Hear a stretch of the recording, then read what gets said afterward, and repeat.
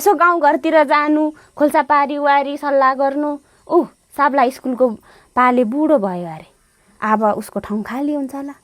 यसो कुरा गरेर काम मिलाइ माग्नु नि। मैले के को लागि माग्नु पर्ने काम नचाहिने? के को किन माग्नु पर्ने हौ?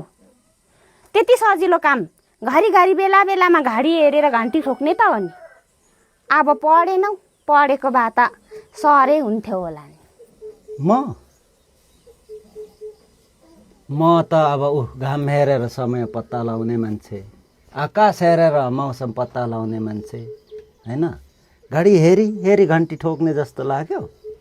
अब घरिघरि हटिया जानुपर्छ, बाजार जानुपर्छ, सौदापात ल्याउनुपर्छ, खानुपर्छ, अनि पैसा चाहिँदैन? पैसा त चाहिन्छ त। बजार हाट जाँदाखेरि के को सौदा खाने हो? आलुको चाना र चाम्रे खाने हो खाजा। त्यो सौदाहरू खानु थाल्यो भने त अहिले के खालको रोग पाउँछ यहाँ घरमा। अनि पैसा पनि त चाहिन्छ नि हौ। अब बचत गर्नु पर्दैन? त मरेर जाँदा 1 रुपियाँ पैसा निधारमा टाँसेको भए के लगेर जान्छस् र बचत गर्नुपर्ने हो? लु त्यस्तै साह्रो तँलाई बचत गर्नु मन छ भने म 1 छाक मात्रै खाएर पनि अहिले कमाइदिन्छु। मरेर लानु के छ जिन्दगीमा? गफले भने चाहिँ जम्मै काम सक्छ। भरे भन्दा सिङको भाँच्ने होइन, गफ भने ठुलो गर्छ। जाऊ खुर्कन उता सल्लाह गर्नु, घन्टी त ठोक्नै पर्छ।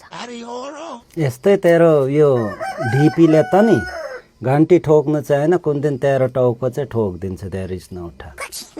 यहाँ यस्तो संस्कार संस्कृति बोकेको मान्छेलाई घडी हेरी हेरी त्यो फलाम ठोक्नु जानु पर्ने? मेरो इज्जत त्यति मात्रै छ?